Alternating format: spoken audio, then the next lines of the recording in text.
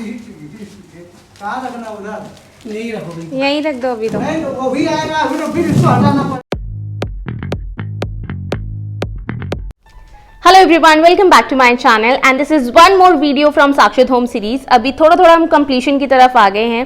Furniture में और delay नहीं कर सकते थे, इसलिए फर्नीचर आज मंगवाना पड़ा। 2 घर में काम अभी भी फिनिश नहीं हुए हैं, कुछ बचा है, कुछ हो गया है स्टिल, बट यू नो इन चीज़ों को हम और ज़्यादा डिले नहीं कर सकते थे, इसलिए इनको आज मंगवाना पड़ा। आज मेरा घर कम और फर्नीचर हाउस ज़्यादा लग रहा है। हर जगह सिर्फ और सिर्फ फर्नीचर है। धीरे धीरे हम इसे अभी अनपैक करेंगे। पहले कुछ कारपेंटर के काम है जो हो जाए, वरना ये फिर से डस्ट पकड़ लेंगे और कोई फ़ायदा नहीं है। बाकी इनको बहुत अच्छी तरह से पैक करके भेजा गया है। लेट्स सी फाइनल आउटकम कैसे निकल कर आता है। And finally my bed is here. जब से हम यहाँ शिफ्ट कर रहे हैं, हम लोग मैट्रेसेस पे ही मैनेज कर रहे थे। फर्नीचर को लेट मंगवाने का सबसे बड़ा रीज़न ये था क्योंकि घर में काफ़ी सारा रेनोवेशन का काम चलना था और उस बीच में फ़र्नीचर को मैनेज करना बहुत ज़्यादा प्रॉब्लमेटिक रहता। इसलिए हमने यही सोचा कि पहले हम अपने मेजर काम पूरे कर लें, देन एंड ओनली हम फर्नीचर को मंगाएं। But I am so glad कि ये सारा का सारा सामान आज सर्विस लिफ्ट में आ गया। सर्विस लिफ्ट में इतना स्पेस था कि एक ही बार में सारी चीज़ें उसके अंदर सेट हो गई और सब कुछ बहुत ईजिली हो गया। रेस्ट अभी भी कुछ चीज़ें हैं जिसको डिसमेंटल करना पड़ रहा है क्योंकि वो नहीं आ सकती।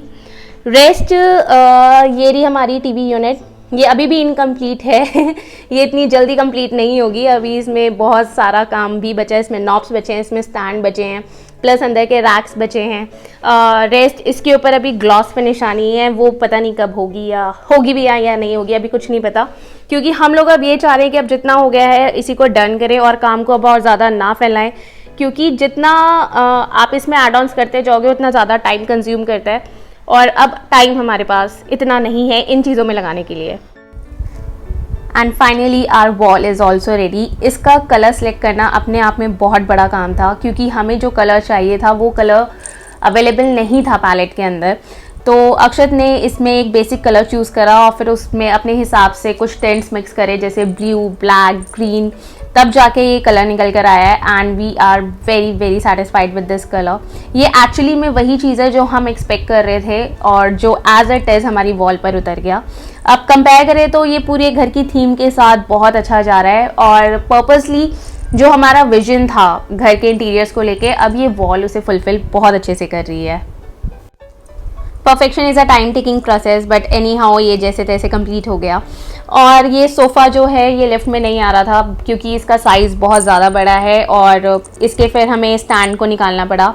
And with the help of carpenter भैया ये चीज़ पॉसिबल हो पाई। अब ये इसको दोबारा से फिक्स कर रहे हैं, अदरवाइज़ इतना ऊपर सोफ़ा लेकर आना बहुत ज़्यादा प्रॉब्लमेटिक रहता। ये कंसोल भी हमें मेन गेट से हटानी पड़ी क्योंकि एंट्रेंस में बहुत ज़्यादा प्रॉब्लम आ रही थी। और ये कुछ नुकसान हुआ है वॉल पे क्योंकि फर्नीचर काफ़ी ज़्यादा बड़ा था और जो एंट्रेंस गेट है वो इतना बड़ा नहीं था, तो ये सारी चीज़ें तो होती ही हैं। रेस्ट अब सारी चीज़ें एक एक कर आ रही हैं और फर्नीचर लाने के लिए हमें जगह बनानी है। ये यहाँ पर शू रैक फिक्स हो रहा है। शू रैक इतने पार्ट्स में आएगा मैंने कभी नहीं सोचा था। ये बहुत ज़्यादा अपने आप में कॉम्प्लेक्स है। इसको दोबारा से फिक्स करना और इसको एज इट इज़ वैसे बनाना जैसे ये हमने पसंद करा था। इसके साथ इसकी ड्राइंग भी है, लेकिन स्टिल ये अपने आप में बहुत ज़्यादा कॉम्प्लेक्स है। कारपेंटर भैया को पूरा दिन सिर्फ और सिर्फ इसको फिक्स करने में निकल गया। More than 200 screws and everything, मतलब दिमाग हिल गया इसको बनाने के अंदर। ये लेने के बाद ऐसा लगा कि कुछ पेंट इन इंडिया ही ले लेते कि हमारा एक दिन पूरा बच जाता, अदरवाइज़ बट क्या कर सकते हैं, जो चीज़ पसंद आ गई थी उसको लिया। ये छोटे छोटे पैनल्स के अंदर आया था और इस पूरे शू रैक के अगर मैं काउंट करूँ तो मोर देन 70 पार्ट्स, छोटे 70 पार्ट्स आए थे जिसको फिक्स करके इन्होंने पूरा ये रैक रेडी करा है। और रेडी होने के बाद ये कुछ अब ऐसा दिख रहा है। पसंद करने में 5 मिनट लगे थे और इसे असेंबल करने में पूरा 1 दिन लग गया। ये यहाँ पर बेड के साइड टेबल्स अभी ओपन हो चुके हैं, इन्हें अनपैक कर दिया है। शादी से पहले मेरा जो बेड था वो वाइट इन कलर था और शादी के बाद मैं उस चीज़ को बहुत ज़्यादा मिस करती थी क्योंकि अगर मैं पर्पसली बेड की बात करूँ तो मुझे ब्राउन टोन के बेड्स कभी भी पसंद नहीं आते थे। अब जब टाइम आया तो मैंने specifically white in colour bed he select करा। And as per the Vastu, white is the best color for a bedroom. It signifies zero negativity. और जब सब अपना काम कर रहे थे तो मैं यहाँ इससे खेल रही थी एंड आई गेस ये हम सभी करते हैं जब हमारे घर में फर्नीचर आता है। And one tip for all of you guys, अगर आप अपना बेडरूम डिज़ाइन कर रहे हो तो ध्यान रखो कि उसके इंटीरियर में आप light shades of colour use करो, क्योंकि वो बहुत ज़्यादा पीस क्रिएट करता है अमंग द कपल और whosoever इज़ लिविंग और स्लीपिंग इन द बेडरूम। इसलिए इस चीज़ का ध्यान रखो कि डार्कर शेड्स पे कभी भी बेडरूम को आप ना करो, वो आपके पीस को भी डिस्ट्रॉय करता है प्लस आपको साउंड स्लीप भी नहीं देता है, तो इस चीज़ का ध्यान रखना है। बहुत छोटी छोटी चीज़ें होती हैं जिसे आप अपने लाइफस्टाइल में अडाप्ट करते हो और उसके बाद बहुत ज़्यादा मेजर चेंजेस देखते हो। तो पॉजिटिव चीज़ों को एक्सेप्ट करो और नेगेटिव चीज़ों को अवॉइड करो, इससे लाइफ में बहुत ज़्यादा चेंज आएंगे। Shopping for home furniture is a time taking process, क्योंकि ये चीज़ें एक बार ली जाती हैं, बार बार नहीं ली जाती हैं।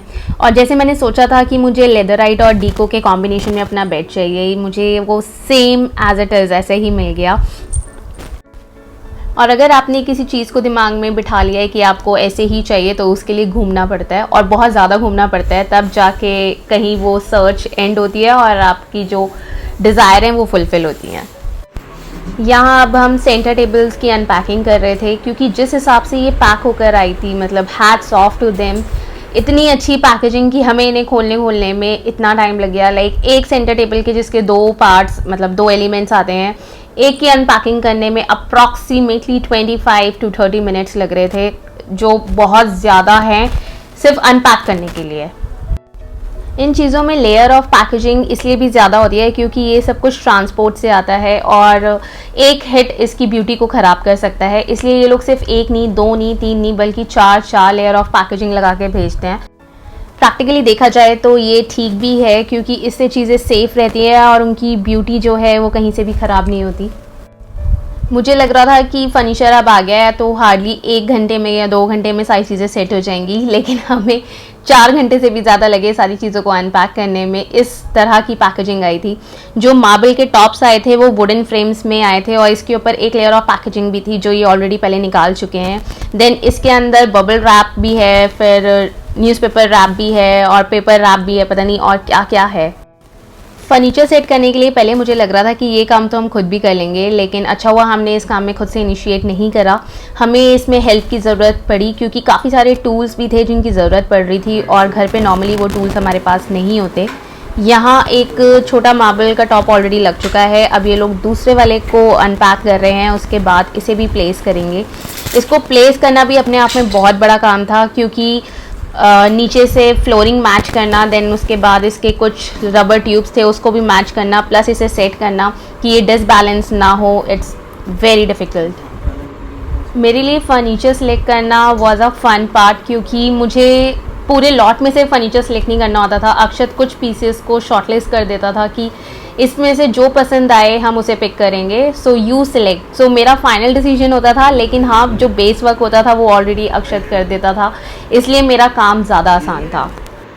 And one tip for you guys, अगर आप भी अपने फर्नीचर सिलेक्शन के लिए जा रहे हो तो डू मेक श्योर कि जो डिज़ाइनर आपने हायर करा है उसे आप अपने साथ लेके जाओ, क्योंकि ओवरऑल थीम उनके दिमाग में ज़्यादा अच्छे से बैठी होती है। तो जो सिलेक्शन प्रोसेस है वो बहुत ईजी हो जाता है और जो फाइनल आउटकम आता है वो बहुत ज़्यादा अच्छा निकल कर आता है। डिज़ाइनर की हेल्प से आपको एक क्रीम सिलेक्शन मिल जाता है जिसमें से फिर आप अपना पर्सनल चॉइस ऑप्ट कर सकते हो।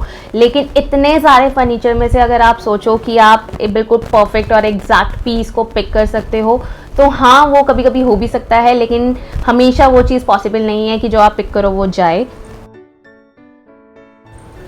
यहाँ पर मेरे क्लोजेट की जो अलमीरा है उस पर हम अपहोल्स्ट्री करा रहे हैं। इसका मेन रीज़न ये है कि पहले मैं सोची थी ग्लास अलमीरा हो जाएंगी, बट प्रैक्टिकली वो वर्क नहीं करती, क्योंकि आप हर टाइम अपने सारे सामान को सेट करके नहीं रख सकते। I think we all girls can relate, क्योंकि जब हम लड़कियां तैयार होती हैं तो बहुत ज़्यादा खलेरा मचता है और उस टाइम में अगर आपके अलमीराज और आपके ड्रॉर्स ट्रांसपेरेंट हो, उसमें से बाहर से सब कुछ विजिबल हो, तो यार वो पर्सनली अच्छा नहीं लगता। इसलिए मुझे ऐसा लगता है कि जो मेरे अलमीराज हैं वो एक बैरियर में ही रहें, वो इतने ज़्यादा विजिबल ना रहें बाहर से। इनको काम करते हुए देखना अपने आप में एक थेरेपी थी, क्योंकि जिस नीटनेस और कामनेस के साथ ये काम कर रहे थे, एक एक पॉइंट पे फिनिशिंग आ रही थी और वो देखने में भी बहुत मज़ा आ रहा था। But at the same time और घर के भी काम करने थे, तो मेरे लिए घर पे घर मैनेज करना, अपना काम मैनेज करना, प्लस घर का रेनोवेशन और इंटीरियर को एक टाइम पे चलाना बहुत ज़्यादा हेक्टिक हो गया था। अब धीरे धीरे वो टाइम आ गया है जब मैं 100% अपने काम पे फोकस कर पाऊँगी। लेकिन ये चीज़ें भी ज़रूरी थी, क्योंकि व्हाट आई फील इज़ कि आप जिस एनवायरनमेंट में रह रहे हो वो एनवायरनमेंट बहुत ज़्यादा सूदिंग होना चाहिए, और इससे आपका जो वर्क प्रोडक्टिविटी है वो ऑटोमेटिकली इंक्रीज हो जाती है। रेस साक्षात होम सीरीज़ को इतना प्यार देने के लिए thank you so much guys. अभी इसका जो फाइनल आउटकम है वो आपको आगे आने वाली वीडियोस में मिल जाएगा, तो अगर अभी तक आपने मेरा चैनल सब्सक्राइब नहीं किया है तो प्लीज़ उसे सब्सक्राइब कर देना और बेल आइकन को प्रेस कर देना। इससे आपको हर न्यू वीडियो का अपडेट मिलता रहेगा। Till then be safe, be happy, see you all in my next video, bye bye.